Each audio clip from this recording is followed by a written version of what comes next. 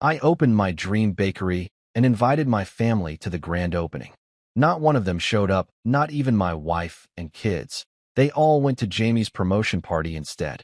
As I closed up alone, my wife texted, "We need to discuss the bakery." Look, I'm not going to sugarcoat this. Pun absolutely intended, but I've been head over heels obsessed with baking since I was knee-high to a grasshopper. While all the other kids in my neighborhood were busy trading Pokemon cards like they were running some underground Wall Street operation, I was out here swapping sourdough starters with Mrs. Henderson from down the street. Yeah, you heard that right. At 8 years old, I was that weird kid who got genuinely excited about fermentation and gluten development. Sue me. My mom thought it was adorable at first. You know, the way parents think everything their precious snowflake does is genius-level cute. She'd brag to her book club ladies about how little Jimmy was so creative in the kitchen, completely missing the fact that I wasn't just playing around. I was dead serious about this stuff. I had notebooks filled with recipe modifications, temperature charts, and what I now realize were pretty sophisticated flavor profiles for a kid who still needed help tying his shoes. But here's the kicker. Everyone else thought I'd grow out of it.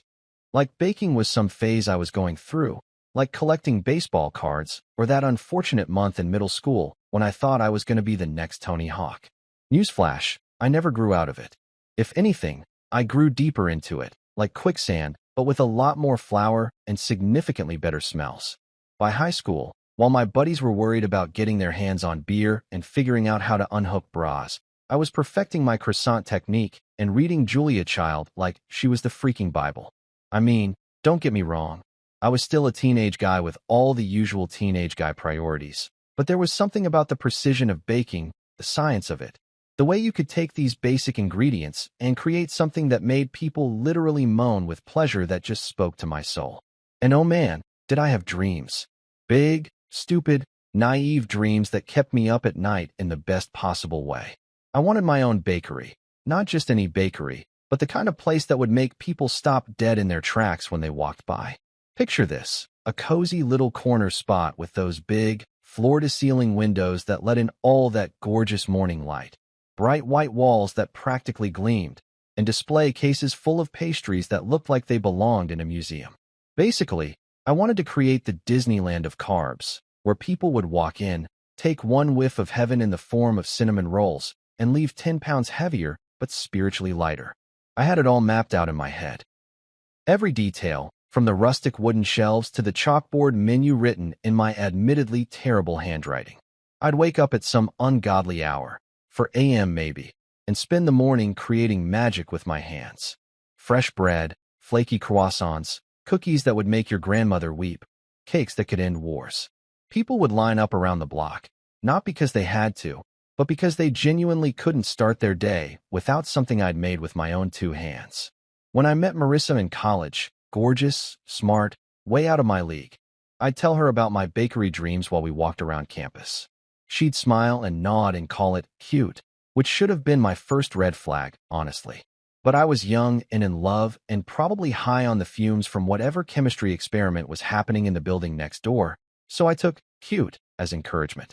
Looking back now, I realize cute is what you call a puppy chasing its tail or a toddler trying to put on pants.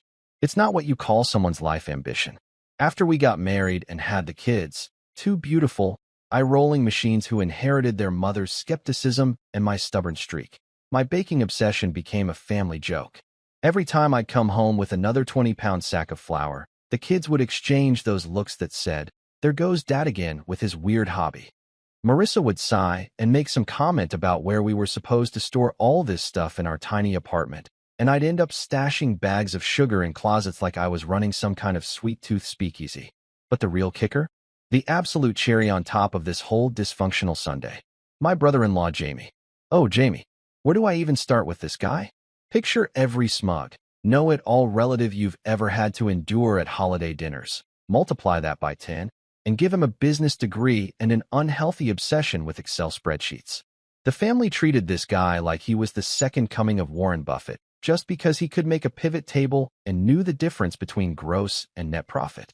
Every family gathering turned into the Jamie show. Oh, Jamie just got another promotion. Jamie's company is expanding. Jamie bought a new car. Meanwhile, I'm over in the corner talking about gluten structures and proper proofing techniques, and I might as well have been speaking ancient Sumerian for all the attention anyone paid me. It didn't matter that I could create something beautiful and delicious from scratch, something that brought genuine joy to people's lives. Nope. Jamie could use Excel, so obviously he was the family success story. The worst part wasn't even the lack of support, it was the condescension. The way they'd pat me on the head and talk about my little baking thing, like it was model trains or stamp collecting. The way they'd change the subject whenever I brought up my business plans, like I was embarrassing them with my silly dreams. The way they'd all go quiet when I talked about flavor combinations or new techniques I'd learned, then immediately perk up when Jamie started spouting off about quarterly projections or market analysis. But you know what? I didn't let it stop me. Every eye roll, every dismissive comment, every time someone asked me when I was going to get a real job, it all just fed the fire. I started saving money like a man possessed, eating nothing but instant ramen and generic cereal, putting every spare penny toward my dream.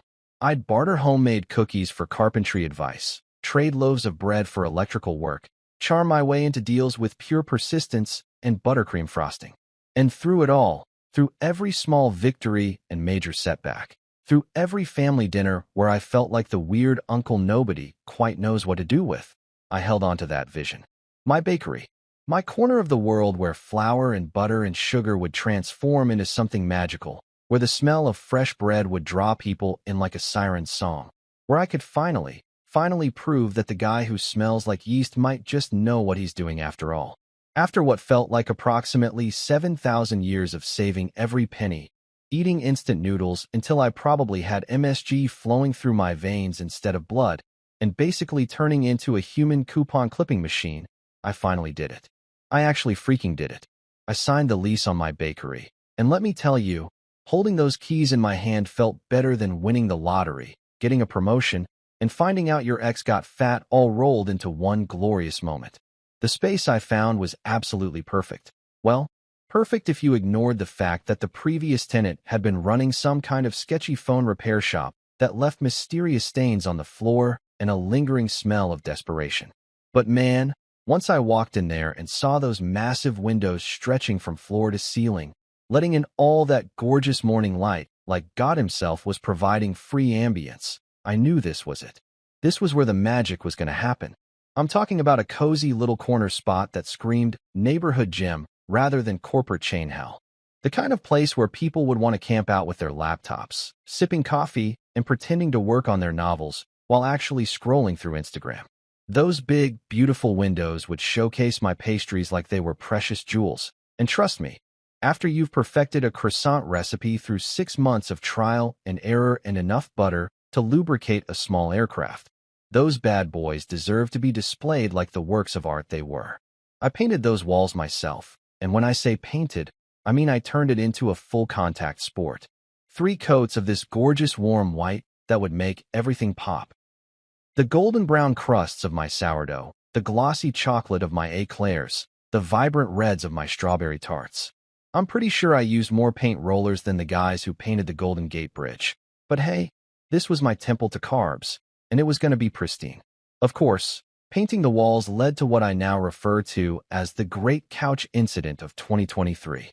Picture this. I'm feeling all artistic and inspired, working late into the night because I'm basically running on pure adrenaline and the fumes from whatever energy drink was on sale that week. I've got paint on my hands, paint in my hair, paint probably in places paint should never be.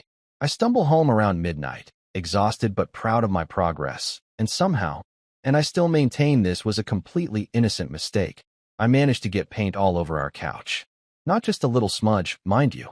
I'm talking about a Jackson Pollock masterpiece of white paint splattered across our brown microfiber sectional. Marissa woke up the next morning, saw the carnage, and I swear to God, the look she gave me could have curdled milk from 3 counties away. "James," she said in that tone that wives use when they're calculating how much a divorce lawyer costs, "what the hell did you do to my couch?" "My couch," she said, like I hadn't been the one making payments on that thing for the past 2 years. Like I hadn't been the one who assembled it with nothing but an Allen wrench and sheer determination while she provided helpful commentary from across the room. But no, the second there's a crisis, it becomes her couch. Marriage, folks, it's a beautiful thing. That little domestic incident nearly turned into World War III right there in our living room. I tried explaining that it was an accident, that I was tired, that maybe we could just flip the cushions and pretend it never happened. But apparently, that's not how marriage works. Who knew? We ended up having one of those ridiculous fights that start about paint on furniture and somehow escalate into a full-blown philosophical debate about responsibility and respect and why I always leave the toilet seat up. But you know what? I didn't let that derail my momentum. Not when I was this close to making my dream a reality. I spent the next week working on the bakery like a man possessed, installing display cases that gleamed under the lighting I'd carefully selected, setting up the register system that took me approximately 47 YouTube tutorials to figure out, and creating what I considered to be my masterpiece, hand-painted signs for every single pastry. Now, let me tell you about these signs. I'm not exactly what you'd call artistically gifted. My stick figures look like they've been in some kind of tragic accident, but I was determined to do this right. I wanted that personal touch, that homemade feel that would set my place apart from all those sterile chain bakeries with their laminated corporate signage.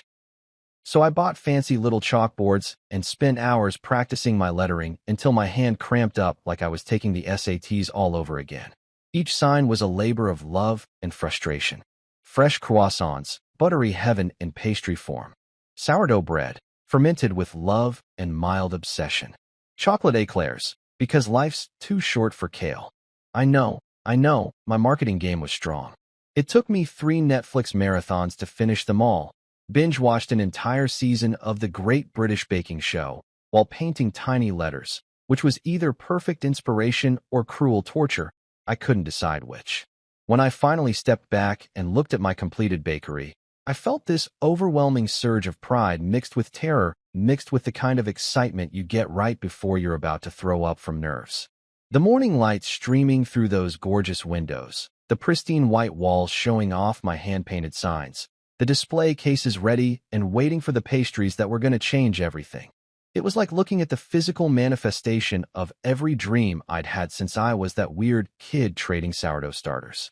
I decided to make the grand opening a real event, not just some soft opening where you hope a few people wander in and maybe buy a muffin. No, I was going all out. I printed invitations like I was hosting the royal wedding, complete with fancy cardstock and everything. I hand-delivered them to every house in the neighborhood, introduced myself to local business owners, and basically turned into a one-man marketing machine powered by pure enthusiasm and probably too much caffeine. The invitations were works of art themselves. Well, if you consider something designed by a guy whose only experience with graphic design came from making flyers for his college apartment's yard sale to be art. You're cordially invited to the grand opening of Sunrise Oven. They proclaimed in what I thought was elegant script, but probably looked like a doctor's prescription written during an earthquake.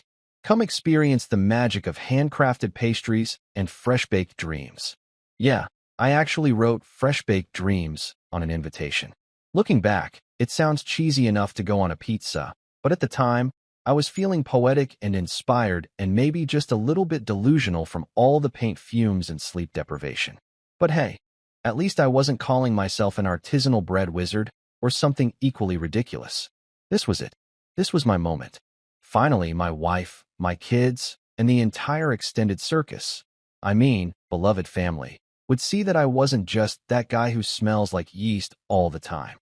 I was that guy who smells like yeast and had turned his obsession into something real, something tangible, something that was going to make people happy one croissant at a time. Opening day, the big kahuna, the moment I'd been building toward for what felt like my entire adult life. I woke up at 4 a.m., and let me tell you, 4 a.m. is not a time that should exist for regular human beings. It's the kind of hour that only makes sense to bakers, serial killers, and people who've made some seriously questionable life choices. But there I was, stumbling around my kitchen in yesterday's clothes because I was too wired to sleep properly, ready to create magic with flour and butter. The plan was simple. Get to the bakery, fire up those ovens like I was launching a space shuttle, and produce croissants so buttery and flaky that they could probably cause spontaneous heart palpitations just by existing in the same room as someone with high cholesterol. I'm talking about croissants that could make a French person weep with joy and immediately surrender whatever they were fighting about. These weren't just pastries. They were weapons of mass deliciousness, and I was about to unleash them on an unsuspecting world. I spent the morning in what I can only describe as a carb-fueled trance. Rolling dough, checking temperatures, timing everything down to the second like I was conducting some kind of pastry orchestra. The smell filling up that little bakery was absolutely intoxicating. Yeast and butter and possibility all mixed together in a way that should probably be illegal in some states. By the time I flipped the open sign and unlocked that front door, I had display cases packed with croissants, Danish pastries, fresh bread loaves that were still warm to the touch, and cookies that looked like they'd been touched by the hand of God himself. And then something magical happened. People actually showed up. Not just one or two pity customers, but actual honest-to-goodness strangers who wandered in, took one whiff of what I'd been cooking up, and completely lost their minds in the best possible way. I watched grown adults stand in front of my display cases with the same expression kids get when they see Disneyland for the first time. Pure, unadulterated wonder mixed with the kind of desire that makes people do stupid things with their credit cards. By noon, I had a line stretching out the door and halfway down the block. A real, actual line of people waiting to buy stuff I'd made with my own two hands. There's this middle-aged woman who bit into one of my almond croissants and literally moaned. Like, full-on, R-rated movie soundtrack moaning, right there in front of everyone. Some dude in a business suit bought 6 chocolate chip cookies and told me they reminded him of his grandmother's recipe, except better. A college kid with more piercings than a pincushion spent 10 minutes taking Instagram photos of my sourdough bread before buying 2 loaves and promising to tag me in every post. People were complimenting everything. The bread, the pastries, the cozy atmosphere. Hell, even my Wi-Fi password got rave reviews. It was Flower Power 2023, in case you're wondering. And yes, I'm proud of how clever I thought I was. Customers were asking for my business cards, wanting to know about catering, talking about special orders for birthdays and anniversaries. It was everything I dreamed about and more, like watching all my fantasies play out in real time with a soundtrack of cash register dings and satisfied customers. But here's the thing that kept gnawing at me like a splinter in my brain. Every single time that little bell above my door jingled, and I'd installed that bell specifically because I thought it added charm and whimsy to the whole experience, my heart would do this stupid, hopeful skip. Every time, I'd look up from whatever customer I was helping, expecting to see a familiar face. Expecting to see my wife walking in with that smile she used to give me back when we were dating, and I'd surprise her with homemade cookies. Expecting to see my kids racing toward the display cases with the kind of excitement they usually reserved for ice cream trucks and snow days. I kept thinking maybe my cousin Derek would show up. You know, Derek, the guy who once stole my Game Boy when we were 12 and still owes me $20 from a poker game in 2019. Even seeing his stupid face would have been better than the parade of strangers, no matter how much they loved my baking. Hell, at that point, I would have been thrilled to see my mother-in-law, and that woman thinks seasoning food is a sign of moral weakness. But nope, not a single goddamn familiar face in the bunch. Just a constant stream of appreciative strangers who had no idea that this was supposed to be my big moment, my chance to finally prove to everyone who doubted me that I wasn't just some dreamer with flour under his fingernails. This was supposed to be my vindication day, the day when my family would walk in and see the line of customers and finally understand that maybe, just maybe, I actually knew what I was talking about all those times I babbled on about gluten development and proper fermentation techniques. Around 3 o'clock, when the lunch rush was finally dying down and I had a minute to catch my breath, my phone buzzed. For a split second, my heart jumped. Maybe someone was running late. Maybe they were on their way. Maybe there was some perfectly reasonable explanation for why not one single member of my family had bothered to show up to the most important day of my professional life. I pulled out my phone, and there it was, a group text with a family photo. And let me tell you, seeing that picture was like getting punched in the gut by someone wearing brass knuckles made of pure disappointment. There they all were, my wife, my kids, my in-laws, even that jackass Jamie, all crowded together in some restaurant, grinning like they'd just discovered the cure for Monday mornings. Everyone was dressed up, everyone looked happy and excited, and there in the background was a banner that read, "Congratulations, Jamie," in letters big enough to see from space. His promotion party. His fucking promotion party. While I was here, living out my lifelong dream and serving customers who genuinely appreciated what I'd spent years perfecting. My entire family was across town celebrating the fact that Jamie had gotten a slightly bigger cubicle and probably a 5% raise that he'd spend on more ugly polo shirts and golf accessories. My bakery had the rich, intoxicating smell of fresh bread and possibility. Their little celebration had the stench of betrayal and misplaced priorities, seasoned with a healthy dash of "we don't actually give a shit about James and his stupid dreams." But hey, at least Jamie's spreadsheet skills were finally getting the recognition they deserved, right? You know what the absolute worst part about being betrayed by your entire family is? It's not the initial stab in the back. That's just a quick, sharp pain that leaves you gasping for air like someone just sucker punched you in the solar plexus. No, the worst part is what comes after, when you're standing there in your empty bakery at closing time, staring at the physical evidence of their complete and utter disregard for everything you've worked toward. And there it was, sitting on my counter like a monument to my own stupidity, the cake I'd made just for them. Not just any cake, mind you. This was a triple chocolate masterpiece that had taken me 4 hours to create. 4 hours I could have spent doing literally anything else, but instead chose to spend crafting what I thought would be the perfect centerpiece for my family's visit to my grand opening. We're talking 3 layers of the most decadent chocolate cake known to mankind, each one moist enough to make a Baptist preacher question his faith. Between those layers, I'd spread chocolate ganache so rich it could probably be used as currency in some countries, and then I'd covered the whole thing in buttercream frosting that was smoother than a jazz saxophone solo. And across the top, in my best piping work, which, let me tell you, took about 17 practice runs on parchment paper, I'd written "Family First" in elegant script lettering. Family first. Jesus Christ. The irony was so thick you could have cut it with a butter knife and served it alongside my apparently pointless cake. Here I was, staring at those 2 words that now felt like they were mocking me from beyond the grave of my shattered expectations. Family first, indeed. Unless, of course, that family member happens to be opening the business they've dreamed about since childhood. Then all bets are off, and apparently Jamie's promotion party takes priority over everything else. The cake was absolutely perfect, too. That's what made it even worse. Every detail was flawless, from the way the chocolate curls cascaded down the sides like edible confetti to the precise spacing of the lettering across the top. I'd even added little sugar flowers around the edges because I thought it would make it look more festive, more celebratory, more worthy of the momentous occasion that apparently nobody in my family gave 2 shits about. I found myself just standing there, probably looking like some tragic figure from a really depressing opera, staring at this beautiful cake that nobody was ever going to eat. Well, nobody except me. And let me tell you, there's nothing quite like the experience of eating celebration cake by yourself while contemplating the various ways your loved ones have disappointed you. It's like therapy, but with more sugar and significantly more calories. As I started wrapping up the cake, because what else do you do with a perfectly good cake that's been rendered completely pointless? My phone buzzed again.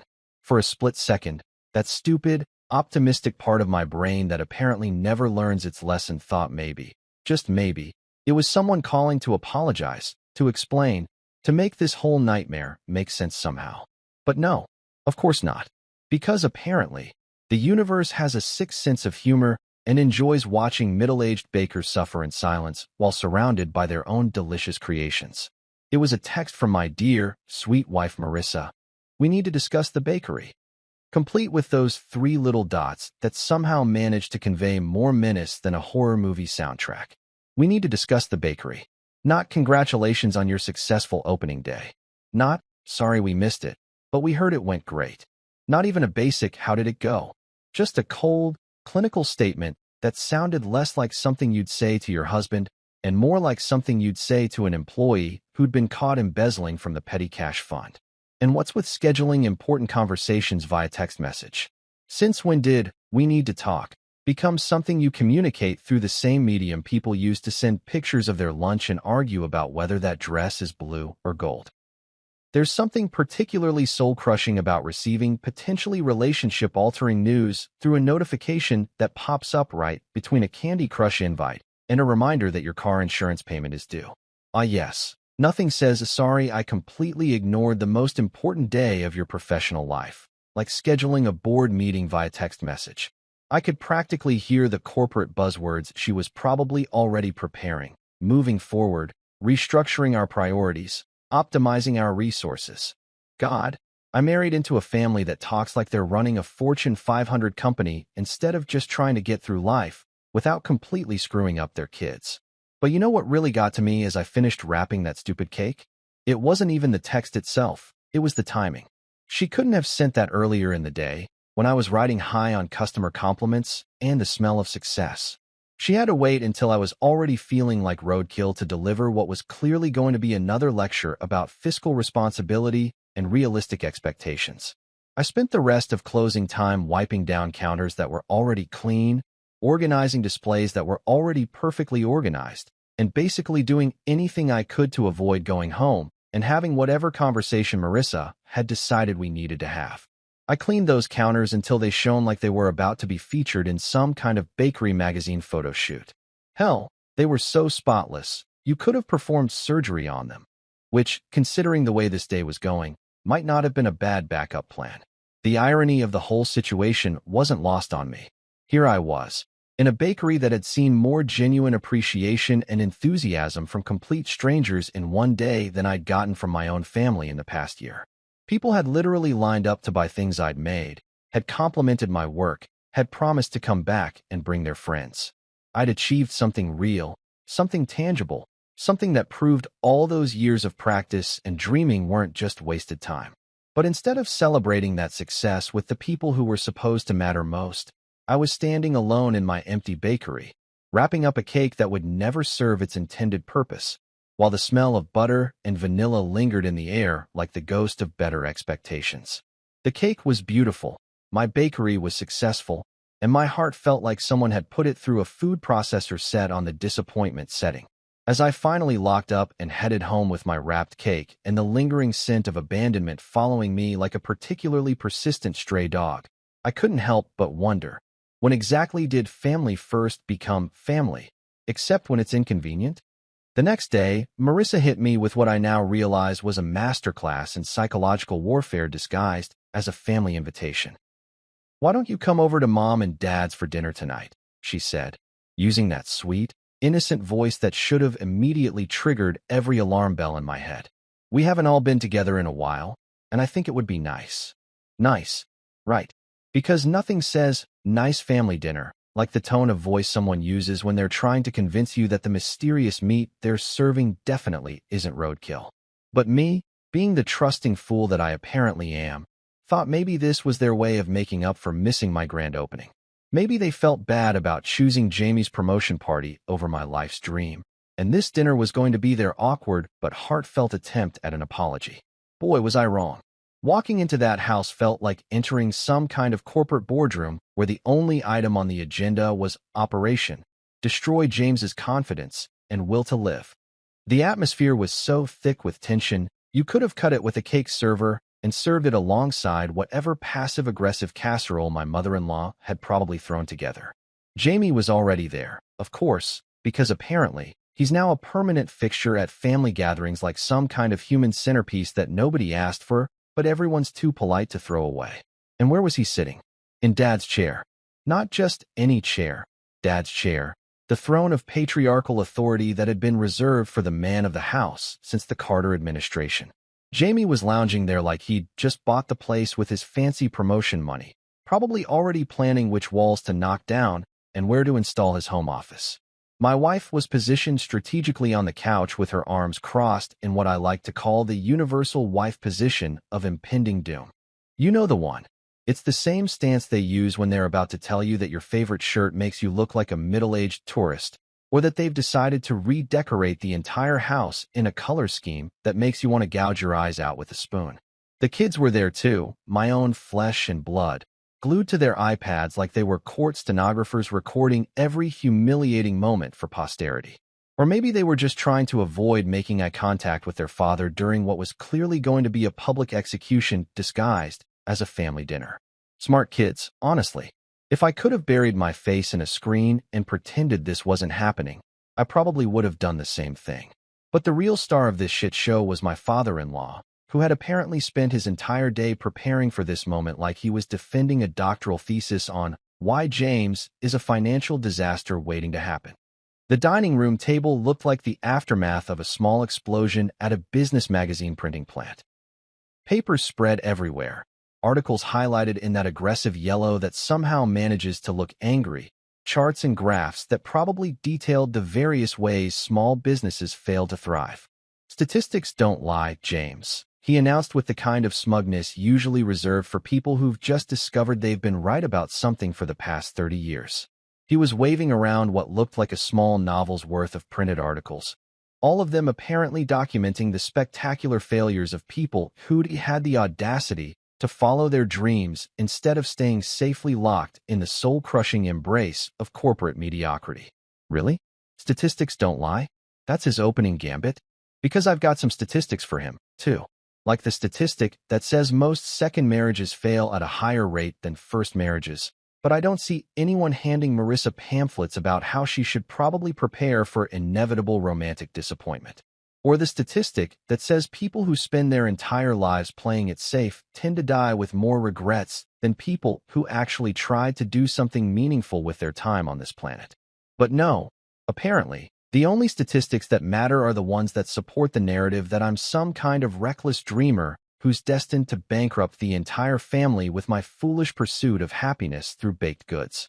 Never mind that I just had a successful opening day with actual paying customers who genuinely appreciated what I was doing. Never mind that I'd been preparing for this moment for years, learning everything I could about running a business, perfecting recipes, building relationships with suppliers.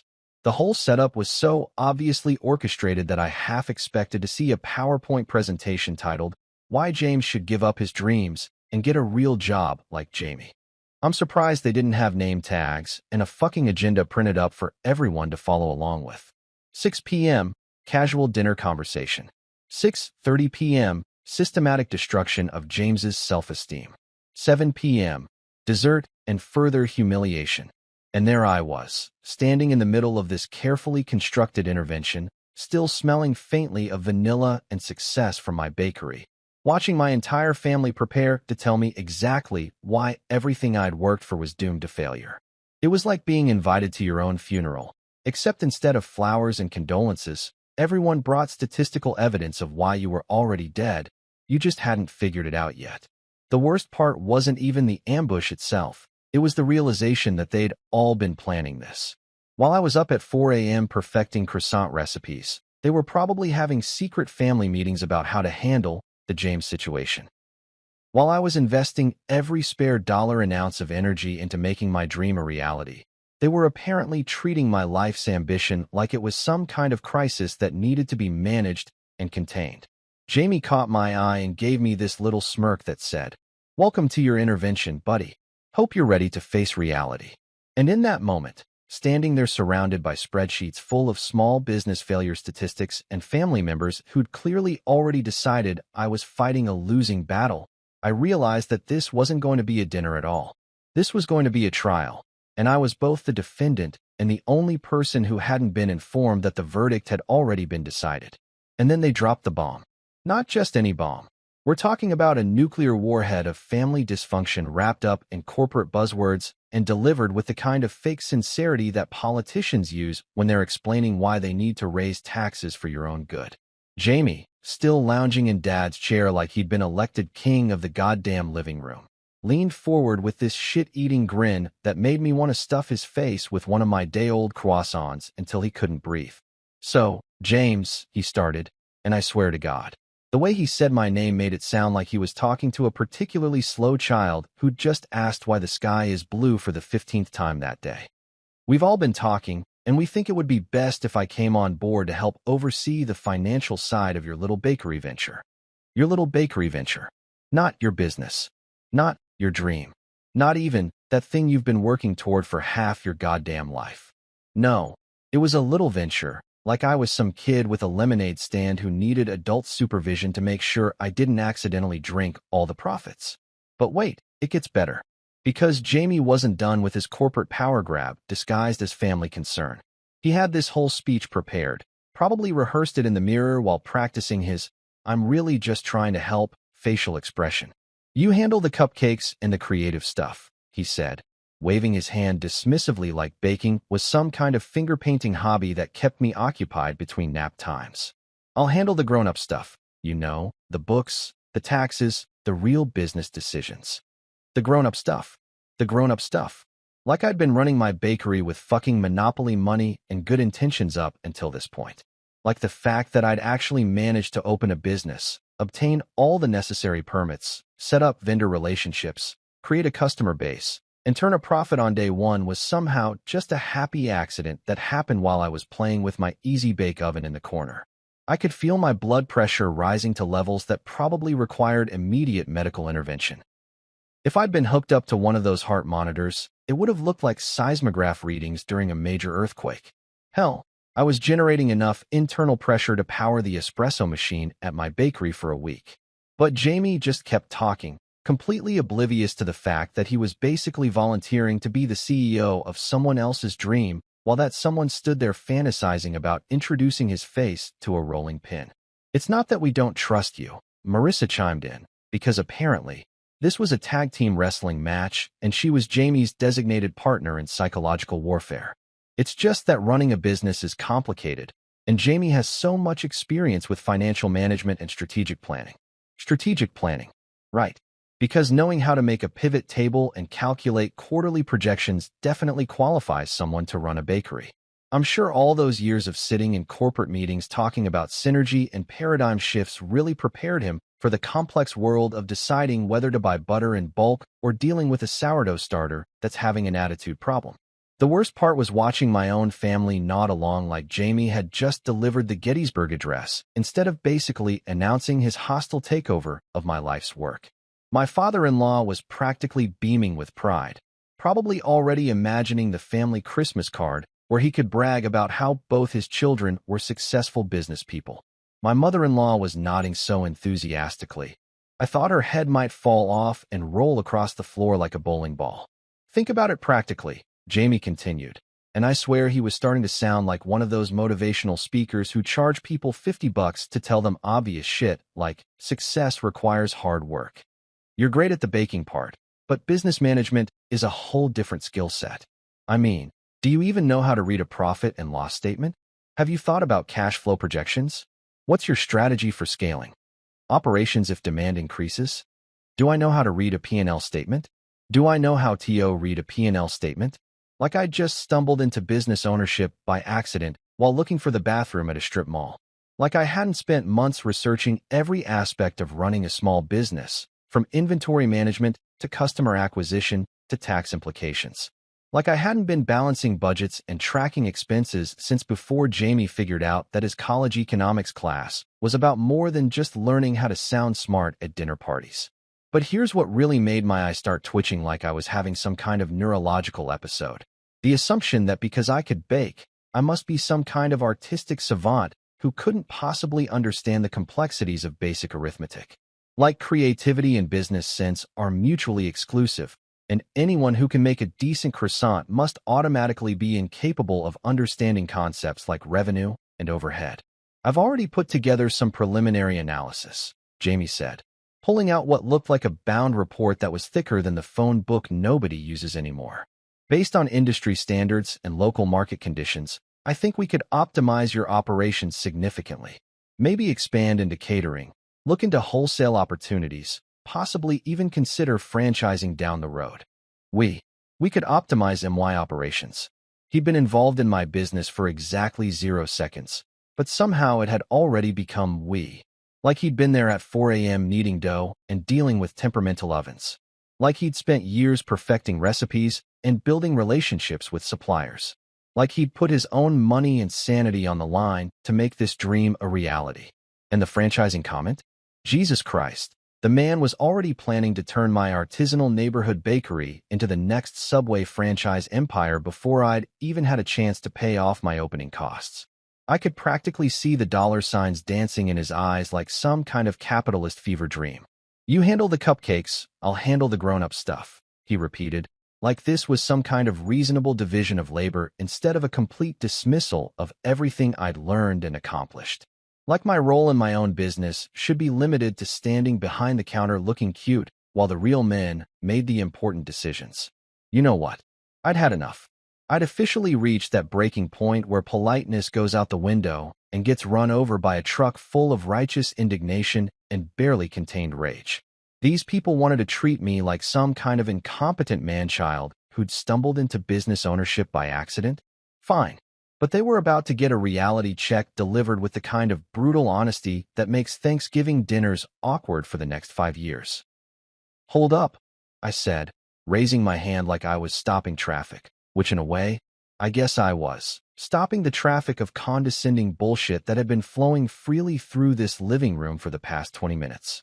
Before we start dividing up my business like it's some kind of corporate pie that everyone gets a slice of, maybe we should talk about the actual facts instead of whatever fantasy scenario you've all cooked up in your heads.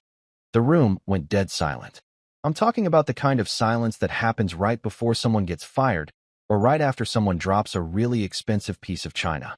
Even the kids looked up from their iPads, probably sensing that Dad was about to go full nuclear and wondering if they should start recording for TikTok. First of all, I continued, warming up to what was about to become the most satisfying verbal beatdown I'd delivered since I told my college roommate exactly what I thought about his habit of eating my leftover pizza. Customers actually came to my bakery. Real, live, paying customers who stood in line, an actual line, to buy things I made with my own 2 hands. Not theoretical customers from some business plan fantasy, not projected customers from Jamie's Excel spreadsheet wet dreams, but honest-to-God people with money who wanted what I was selling. I could see Jamie's smug expression starting to crack around the edges, like a badly made meringue that's about to collapse in the oven. But I was just getting warmed up, and this cake was going to be fully baked by the time I was done with it. Second, I said, counting off on my fingers like I was explaining basic math to a group of particularly slow kindergartners, people loved the bread. Not liked it, not thought it was okay, they fucking loved it. I had a woman literally moan when she bit into my almond croissant, and before you make that face, Dad, it was the good kind of moaning that means I've created something that brings joy to people's lives. When's the last time anyone moaned with pleasure over one of Jamie's quarterly reports? Marissa shot me a look that could have frozen hellfire, but I was beyond caring about her delicate sensibilities at this point. If she wanted to schedule family interventions via text message, she could handle a little colorful language during the main event. Third, and this is the part that apparently nobody in this room seems to understand despite the fact that it's literally the most basic concept in business. I even had repeat customers. Do you know what that means? That means people came back.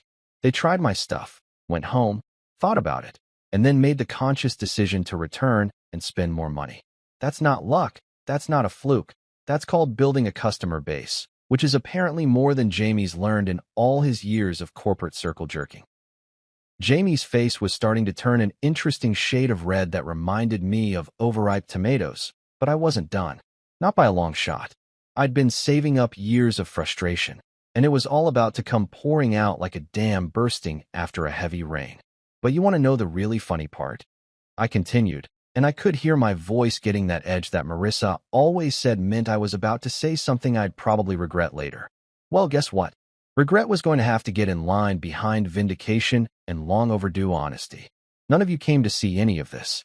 Not one single member of my supposedly loving, supportive family bothered to show up to the grand opening of the business I've been talking about and working toward for literally years. That's when my daughter finally looked up from her iPad, and for a split second, I thought maybe, just maybe, she was going to say something supportive. Maybe she'd been listening this whole time and was about to defend her old man against the corporate vultures circling his dreams. But no, of course not, because apparently, the apple doesn't fall far from the tree of disappointment. But Uncle Jamie has health insurance, she mumbled, like that was somehow the most important factor in determining who deserved respect and support in this family. Health insurance. Health insurance. That's what my own flesh and blood thought was the most compelling argument for why Jamie was better equipped to run my bakery than I was. Not experience, not passion, not the fact that I actually knew the difference between a croissant and a Danish, but because his corporate job came with a dental plan. Betrayal by my own spawn. It was like watching Brutus stab Caesar, except instead of the Roman Senate, it was my living room, And instead of ET2, brute, it was ET2, teenage daughter who apparently values orthodontic coverage over artistic integrity. That's when I completely lost whatever thin thread of composure I'd been hanging onto by my fingernails. The gloves were off, the filter was gone, and it was time for some truth-telling that was going to make everyone in this room deeply uncomfortable. Do you know why none of you came to my grand opening? I asked, my voice rising to a level that probably had the neighbors wondering if they should call someone. Because you were all too busy worshiping at the altar of Jamie and his slightly bigger cubicle. You want to talk about statistics and business sense? Here's a statistic for you. I had more genuine support and enthusiasm from complete strangers in one day than I've gotten from my own family in the past 5 years. The silence that followed was so thick, you could have served it with a spoon alongside some humble pie that nobody in this room seemed interested in eating. But I wasn't finished. Not even close. Dead silence, I said, looking around the room at their shocked faces. If sarcasm were a weapon, I'd have won this war before it even started, and you all know it. That night, I paced around my apartment like a caged animal that had just discovered it had opposable thumbs and a burning desire for justice. The confrontation at dinner had left me feeling simultaneously vindicated and completely wired, like I'd just chugged a pot of espresso mixed with pure adrenaline and a healthy dose of fuck you energy. My brain was spinning faster than a KitchenAid mixer on high speed, and I couldn't sit still if my life depended on it. Marissa had gone to bed without saying a word to me, which was probably for the best because I was still operating at about a 7 on the likely to say something that will require couples therapy to fix scale. The kids had retreated to their rooms to presumably process the fact that their mild-mannered, pastry-making father had just verbally eviscerated half the family tree in front of their impressionable young eyes. But here's the thing about righteous anger. It's a hell of a motivator.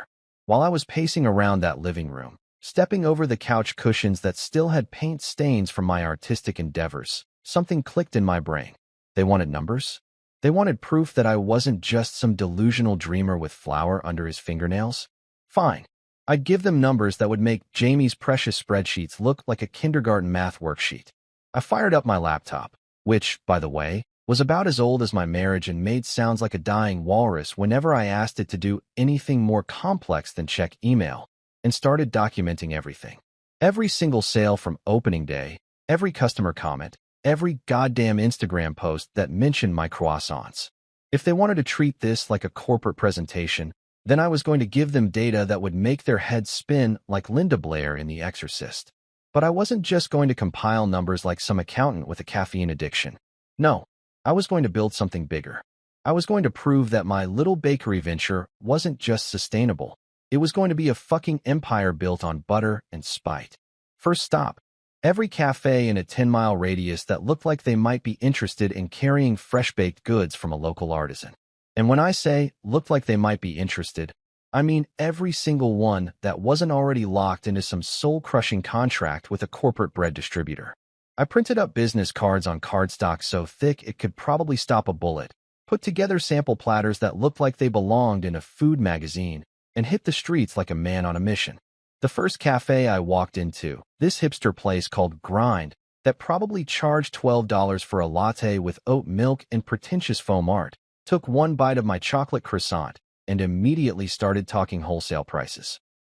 The owner, some guy with a mustache that probably required its own Instagram account, said my pastries had more character than anything his previous supplier had ever delivered. Character. Like my baked goods had personality disorders, but in a good way. Within a week, I had 3 cafes wanting to carry my stuff on a regular basis. Not one-time orders, not trial runs, but actual contracts with actual money and actual delivery schedules. Each contract I signed felt like a middle finger made of sourdough. And let me tell you, sourdough middle fingers are the most satisfying kind because they rise slowly and deliberately, just like my inevitable success. But wait, there's more. Because apparently, when you're running on pure vindictive energy and an unhealthy amount of determination, the universe decides to throw you a bone just to see how far you can run with it. I got a call from a wedding planner, some woman named Cheryl who sounded like she gargled with champagne and spoke in exclamation points, who had heard about my bakery through the social media grapevine. I need someone who can do custom wedding cakes that don't look like they came from a grocery store clearance rack. She practically shouted into the phone. Can you handle a 3-tier cake for 200 people that needs to photograph well and taste like heaven had a baby with a French pastry shop? Can I handle it? Lady, I've been preparing for this question my entire adult life. I quoted her a price that would have made Jamie's quarterly salary look like lunch money, and she didn't even blink. Just asked when I could come in to discuss flavor options and design concepts. Design concepts. Like I was some kind of edible architect instead of just a guy who happened to be really good at making things that taste amazing.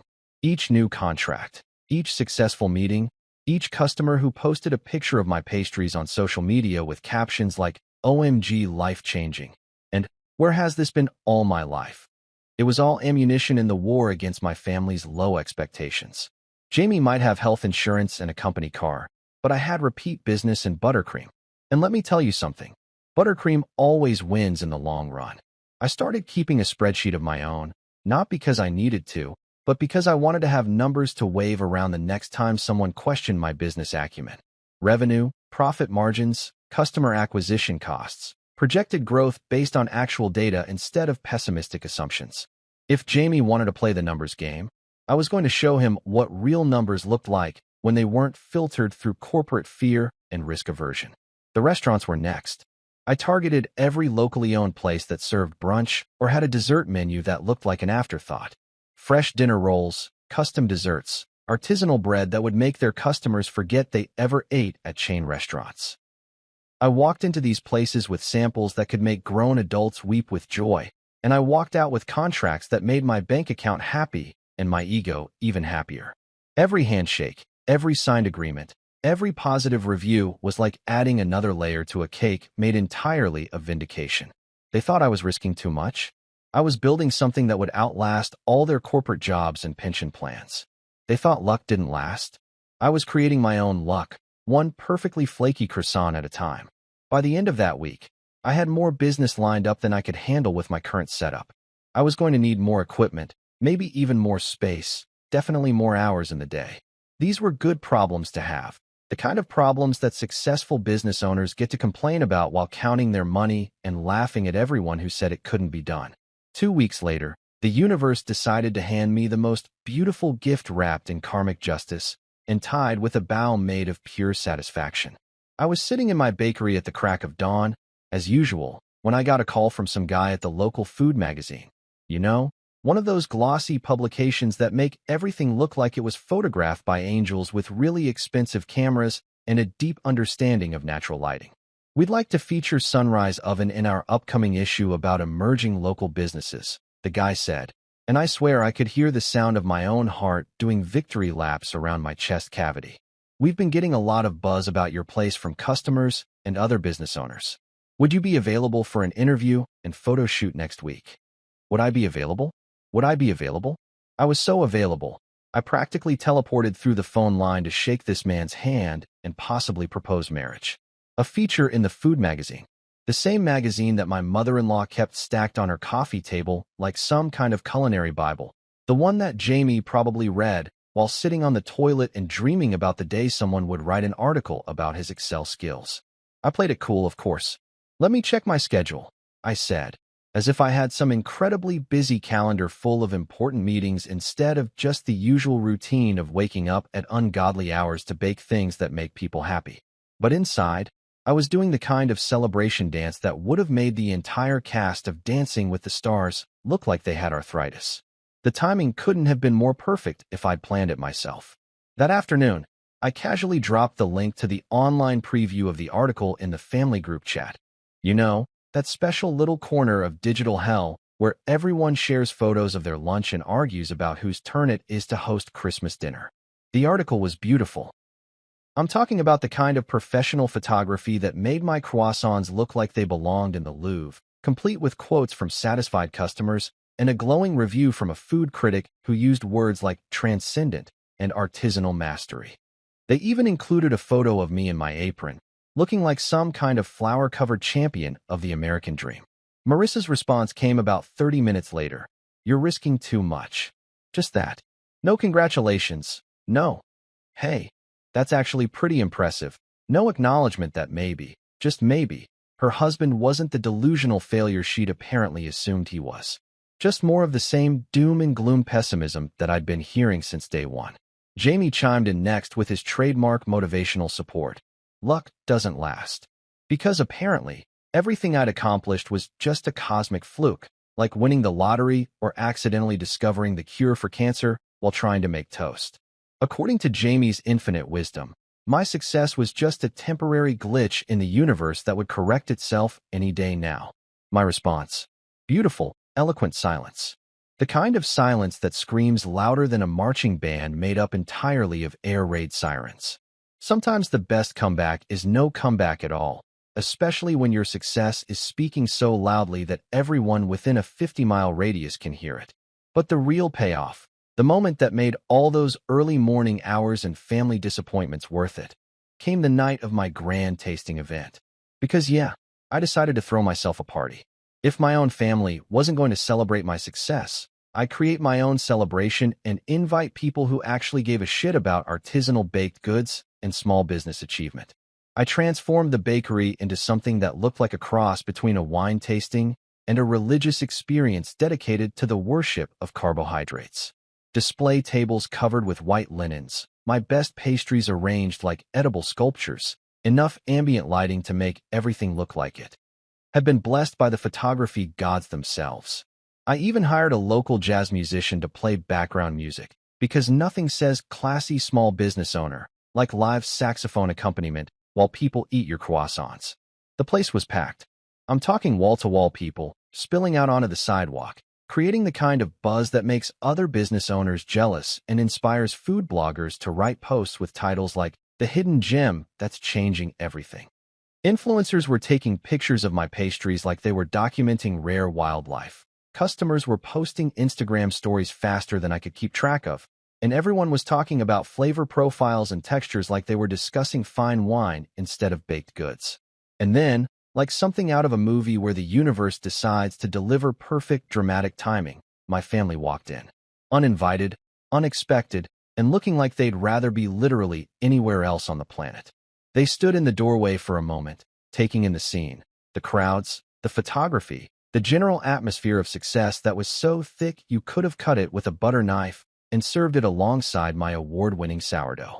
Their jaws hit the floor with the kind of synchronized precision you usually only see in professional dance numbers. Marissa looked like she'd just discovered that unicorns were real, and they all had business degrees. Jamie's expression reminded me of someone who'd just been told that his favorite TV show had been canceled and replaced with a documentary about my baking techniques. But the absolute cherry on top of this whole delicious sundae of vindication came from a complete stranger, some food blogger with a camera that probably cost more than most people's cars. She was interviewing customers about their experience, and she pointed directly at me while talking to some couple from out of town. "You must be so proud of him," she said to my wife, assuming that the woman standing awkwardly by the door was there to support the local baker who'd clearly created something special. This is exactly the kind of authentic, passion-driven business that makes our food scene so unique. The look on Jamie's face was absolutely priceless. Like someone had just canceled his Netflix subscription in the middle of the season finale of his favorite show, then told him his promotion had been a clerical error and his real job was cleaning the office bathrooms. Pure, undiluted shock mixed with the dawning realization that maybe, just maybe, he'd been wrong about everything. That night, after the last customer had left and the final food blogger had finished taking pictures of my display cases like they were documenting ancient artifacts, I locked up the bakery with the kind of exhaustion that feels like victory and accomplishment had a baby together. The kind of bone-deep tiredness that comes from proving everyone wrong while simultaneously building something beautiful with your own two hands. The cleanup took forever, but I didn't mind. Every empty plate, every crumb-covered napkin, every coffee cup left behind was evidence of my success. People had come, they had eaten, they had celebrated what I'd built, and most importantly, they had left happy. That's not something you can fake or manufacture through corporate synergy and quarterly projections. That's real, tangible proof that sometimes the crazy dreamer with flour under his fingernails actually knows what the hell he's talking about. My family had slunk out about halfway through the event, probably realizing that standing around looking uncomfortable and out of place wasn't exactly the vibe they wanted to project to a crowd of food enthusiasts and local business supporters. Marissa had mumbled something about needing to get the kids home for school tomorrow, but I could see it in her eyes, that dawning realization that maybe, just maybe, she'd married someone who was more capable than she'd given him credit for. Jamie had left without saying a word to me, which was probably the smartest thing he'd done all year. What was he going to say? Congratulations on proving that everything I said about your business acumen was complete bullshit? Sorry for trying to stage a corporate takeover of your dream while simultaneously dismissing everything you'd worked for. Sometimes the best apology is a strategic retreat, and Jamie was apparently smart enough to recognize when he'd been thoroughly outmaneuvered by someone he'd underestimated. The kids had mumbled their way through some awkward small talk about how cool the bakery looked with all the people and decorations, but I could tell they were processing the fact that their embarrassing dad, who always smelled like yeast, had somehow transformed into a legitimate business owner who got written about in magazines and attracted crowds of admirers. It's a weird moment when your kids realize you might actually be competent at something other than embarrassing them at school pickup. My in-laws had made their escape even earlier, probably rushing home to Google how to apologize to son-in-law for completely dismissing his life's ambition, or maybe just how to pretend we never doubted him in the first place. The same people who'd spent weeks treating my bakery like it was some kind of midlife crisis that needed to be managed had just witnessed a room full of people celebrating what I'd accomplished. But here's the thing, and this is the part that surprised me more than anything else. I found myself not really caring about their reactions anymore. Not in the bitter, angry way I'd been not caring before, but in a genuine, peaceful way that felt like putting down a heavy backpack after carrying it for miles. For once, I didn't crave their validation or approval. I didn't need them to understand why I'd chosen this path or to acknowledge that I'd been right all along. I had customers who drove across town just to buy my croissants. I had contracts with local businesses who trusted me to provide quality products on schedule. I had a feature article in a respected food magazine that used words like innovative and exceptional to describe what I'd built from scratch. I had strangers posting 5-star reviews online and recommending my bakery to their friends and family. More importantly, I had that feeling, the one I'd been chasing since I was a kid trading sourdough starters, of creating something that brought genuine joy to people's lives. Every morning when I unlocked that front door and flipped on the lights, I was walking into a space where I got to transform simple ingredients into something that could make someone's day a little bit better. That's not nothing. That's actually everything. I poured myself a cup of coffee from the machine that had been working overtime all evening, found a quiet corner where I could survey my domain, and just sat there for a while, taking it all in. The smell of butter and vanilla still hanging in the air like incense in a church dedicated to the worship of perfectly executed pastry. The display cases that would be filled again tomorrow morning with fresh croissants and Danish, and all the other little miracles I'd learned to create with flour and time, and an embarrassing amount of attention to detail. There were still trays of leftover pastries from the event, croissants that hadn't made it into the hands of customers, cookies that were perfectly good but had been passed over in favor of the more photogenic options. Tomorrow I'd probably take them to the homeless shelter downtown or drop them off at the fire station, because good food shouldn't go to waste just because it didn't get chosen for someone's Instagram story. But tonight, sitting in my successful bakery with my successful coffee and my successful exhaustion, I allowed myself a moment of what I can only describe as pure, unfiltered satisfaction. Not the petty satisfaction of proving people wrong, though that was definitely part of it, but the deeper satisfaction of having followed through on something I believed in, even when everyone around me thought I was crazy. I pulled out my phone and took a picture of the scene. Empty plates, coffee-stained napkins, the lingering evidence of a successful evening. Not for social media, not to show anyone else, just for me. A reminder of this moment when everything I'd worked for had finally come together in a way that felt real and sustainable and genuinely mine. As I finished my coffee and prepared to head home to face whatever awkward family dynamics awaited me, I found myself whispering the words that had been building in my chest all evening. Look who rose now. It was corny as hell, the kind of pun that would make my kids roll their eyes and my wife question my sense of humor, but it felt perfect in that moment. Because sarcasm, like sourdough, only gets better when left to ferment. And after years of fermenting in the doubts and dismissals of people who should have supported me, my success tasted sweeter than any pastry I'd ever created. Tomorrow I'd wake up at 4 a.m. again, fire up those ovens, and continue building something that mattered.